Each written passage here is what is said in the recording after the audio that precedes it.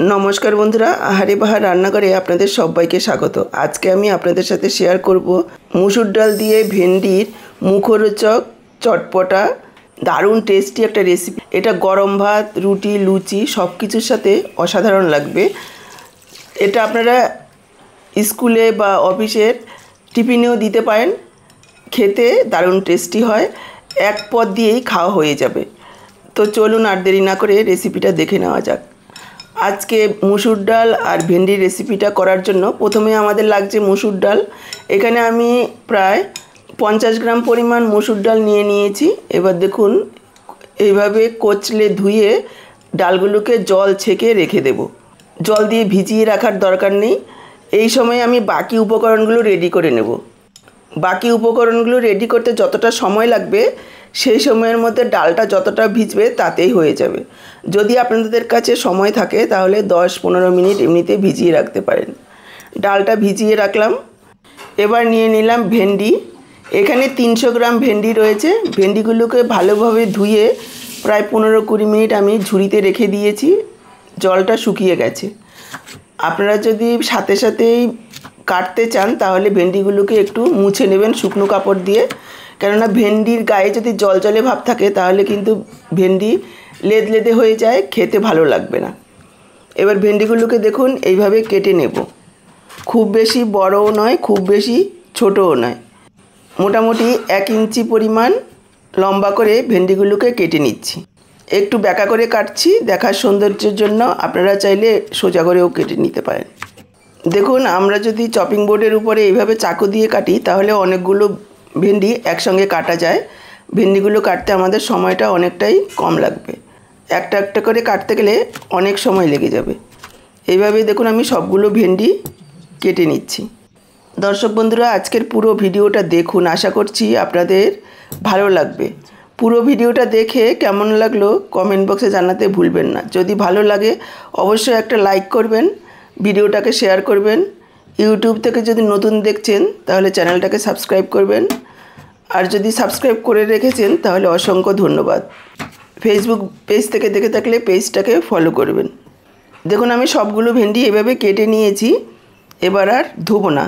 এদিকে দেখুন প্রায় 7-8 কোয়া রসুন থেতো করে রেখেছি, 1/2 ইঞ্চি পরিমাণ আদা একটু থেতো করে রেখেছি, আর 4-5টা কাঁচা লঙ্কা চিড়ে রেখেছি, 2টো মিডিয়াম সাইজের পেঁয়াজ কুচিয়ে রেখেছি। আদা রসুনটাকে থেতো করে দেবেন, এতে স্বাদ ভালো হবে। এবার চলে এসেছি, গ্যাস অন করে কড়াই বসিয়ে দিয়েছি, দিয়ে দিলাম সরষের তেল 2 চা চামচ পরিমাণ। তেল গরম হয়ে গেলে আমি এখানে যোগ করে দিচ্ছি কেটে রাখা ভেন্ডি। ভেন্ডিগুলোকে প্রায় 3-4 মিনিট সময় নিয়ে ভেজে নেব। এখানে কোনো রকম লবণও দেব না, ঢাকাও দেব না, তাহলে ভেন্ডির থেকে জল বেরোবে, তাতে করে ভেন্ডিটা জেলজেলে হয়ে যাবে। কালারটাকে সুন্দর করার জন্য সামান্য পরিমাণে একটু হলুদ গুঁড়ো দিয়ে দিচ্ছি। হলুদ গুঁড়ো দিয়ে গ্যাসের ফ্লেমটাকে হাইতে রেখে এইভাবে অনবরত নাড়াচাড়া করে ভেন্ডিগুলোকে ভাজবো। দেখুন প্রায় 3-4 মিনিট সময় নিয়ে হাই ফ্লেমে ভেন্ডিগুলোকে নাড়াচাড়া করে ভেজে নিয়েছি। এবার আমি যোগ করে দিচ্ছি একটু লবণ। যেহেতু জেলজেলে ভাবটা শুকিয়ে গেছে, এখন লবণ দিলে আর সেই জেলজেলে ভাবটা হবে না, তবে ভেন্ডির ভেতরে লবণটা ঢুকে যাবে, খেতে ভালো লাগবে। আপনারা চাইলে এইভাবে ভাজাও খেতে পারেন, রুটির সাথে ভাতের সাথে খেতে ভালো লাগবে। এবার ভেন্ডিগুলোকে আমি তুলে রাখবো। ভেন্ডিগুলোকে তুলে নিয়েছি। এবার কড়াইতে আরও 2 টেবিল চামচ পরিমাণ তেল দিয়ে দিলাম। তেলের পরিমাণ আপনারা নিজেদের ইচ্ছে অনুযায়ী কম বেশি করে নেবেন। তেল গরম হয়ে গেছে। এবার আমি দিয়ে দিলাম ছোট 1/2 চা চামচ পাঁচফোড়ন। পাঁচফোড়নটাকে কয়েক সেকেন্ড ভেজে নেওয়ার পর এখানে আমি আদা রসুন আর কাঁচা লঙ্কাটা যোগ করে দিলাম। লো ফ্লেমে ভেজে নেব কাঁচা গন্ধ যাওয়া পর্যন্ত। এই রান্নাটা কিন্তু সরষের তেলেই করার চেষ্টা করবেন, এতে স্বাদ ভালো আসবে। দেখুন প্রায় 1 মিনিট মতো লো ফ্লেমে ভেজে নিয়েছি। এবার আমি যোগ করে দিলাম কুচনো পেঁয়াজ। পেঁয়াজটাকেও ভেজে নিতে হবে। প্রায় 2-3 মিনিট সময় নিয়ে মিডিয়াম ফ্লেমে রেখে এইভাবে নাড়াচাড়া করে ভেজে নেব। ভাজার সময় একটু নাড়াচাড়া করে ভাজবেন, তাহলে একদিকে পুড়ে গিয়ে আরেক দিকে যাতে কাঁচা না থেকে যায়। দেখুন পেঁয়াজটাকে হালকা লালচে করে ভেজে নিয়েছি। এই পর্যন্তই ভাজতে হবে, এর থেকে আর বেশি ভাজা যাবে না। এবার আমি যোগ করে দিলাম অল্প পরিমাণে একটু জল, কেননা এখানে আমি গুঁড়ো মশলা যোগ করব। গুঁড়ো মশলাগুলি যদি আগে ভিজিয়ে রাখা যায় তাহলে আর এইভাবে জল দিতে হবে না। এবার দিয়ে দিলাম হাফ চা চামচ হলুদ গুঁড়ো, হাফ চা চামচ দিয়ে দিলাম ধনের গুঁড়ো, হাফ চা চামচ জিরের গুঁড়ো, হাফ চা চামচ দিয়েছি লাল লঙ্কার গুঁড়ো। কাঁচা লঙ্কা যোগ করেছি, সেই কথা মাথায় রেখেই লাল লঙ্কার গুঁড়োটা যোগ করতে হবে। যদি বাচ্চারা খায় বা টিফিনে দেন তাহলে লঙ্কার পরিমাণটা বুঝে দেবেন। আর যোগ করে দিলাম 1 চা চামচ কাশ্মীরি লাল লঙ্কার গুঁড়ো। কালারটাকে সুন্দর করার জন্য কাশ্মীরি লাল লঙ্কার গুঁড়োটা আপনারা চাইলে নাও দিতে পারেন। এবার পুরো মশলাটাকে 2-3 মিনিট সময় নিয়ে কষিয়ে নিতে হবে, যাতে মশলার কাঁচা গন্ধ না থাকে। আমি একটু ঢাকা দিয়ে দিয়েছি 2 মিনিটের জন্য। মাঝখানে 2-1 ঢাকা তুলে নাড়াচাড়া করে দিতে হবে, তা না হলে কিন্তু নিচে লেগে যাবে।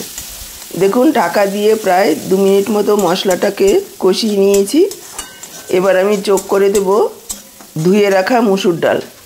দেখুন ডালটা ফাটা ফাটা হয়ে গেছে, অনেকটাই ভিজে গেছে, কেননা মুসুর ডাল ভিজতে খুব একটা বেশি সময় লাগে না। যখন রান্নাটা শুরু করবেন তার আগে ধুয়ে রাখলেই খুব সুন্দরভাবে ভিজে যাবে।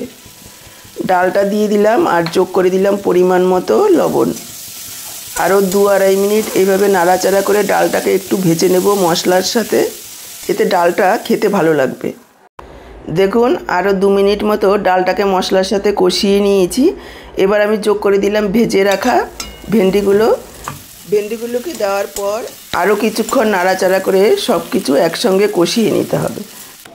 দেখুন সব কিছু একসঙ্গে খুব ভালোভাবে মিশিয়ে আরও কিছু সময় একটু কষিয়ে নিয়েছি। এবার আমি যোগ করে দিলাম জলের পরিমাণটা এমনভাবে দিতে হবে যাতে ডাল ভেন্ডি সেদ্ধ হওয়ার সাথে সাথে জলটা শুকিয়ে যায়। আমি এখানে 1 কাপ পরিমাণ জল যোগ করেছি, আর এখানে অবশ্যই গরম জল যোগ করবেন। আমি রান্না করতে করতে সাইডে গরম জল বসিয়ে দিয়েছি, সেই জলটাই যোগ করে দিলাম। এবার ঢাকা দিয়ে মিডিয়াম লো ফ্লেমে 4-5 মিনিট রান্না করে নেব। দেখুন ঢাকা দিয়ে মিডিয়াম লো ফ্লেমে 4-5 মিনিট রান্না করে নিয়েছি। ডাল ভেন্ডি খুব সুন্দরভাবে সেদ্ধ হয়েছে। ডালগুলো সেদ্ধ হয়েছে, একেবারে গলে যায়নি। এভাবেই সেদ্ধটা করবেন, তাহলে খেতে ভালো লাগবে। একবার দেখিয়ে দিচ্ছি, দেখুন টিপ দেওয়ার সাথে সাথে গলে যাচ্ছে। যখন খাওয়ার সময় মুখে পড়বে খেতে ভীষণ ভালো লাগবে। ভেন্ডি দিয়ে মুসুর ডালের রেসিপি হয়তো আপনারা অনেকেই খেয়েছেন। একবার আমার এই পদ্ধতিতে রান্না করে দেখুন, আশা করছি একবার খেলে বারবার বানাবেন। ভেন্ডিগুলো খুব সুন্দরভাবে সেদ্ধ হয়েছে।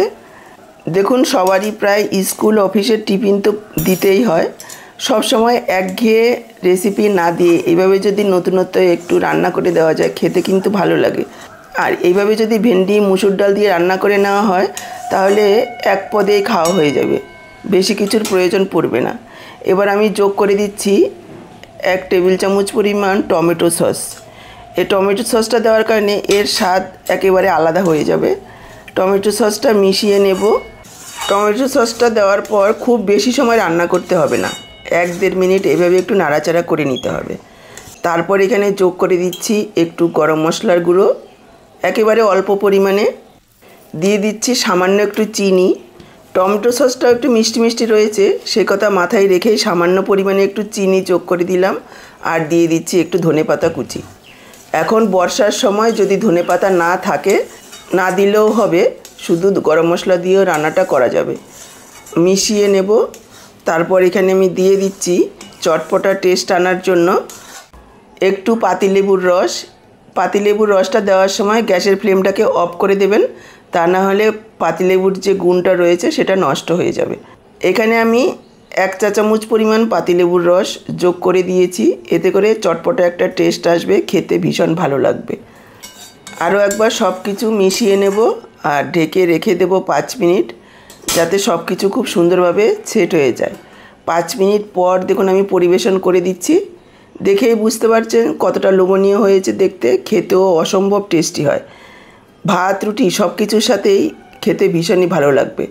অনেক সময় মুখে রুচি আসে না, খেতে ভালো লাগে না, এই ধরনের যদি ভেন্ডি মুসুর ডাল দিয়ে রান্না করে নেন, খেতে কিন্তু ভীষণ ভালো লাগবে। তাহলে আজকে এই পর্যন্ত। পরবর্তী ভিডিও দেখার আমন্ত্রণ জানিয়ে এখানেই শেষ করছি। সবাইকে অসংখ্য ধন্যবাদ পুরো ভিডিওটা দেখার জন্য।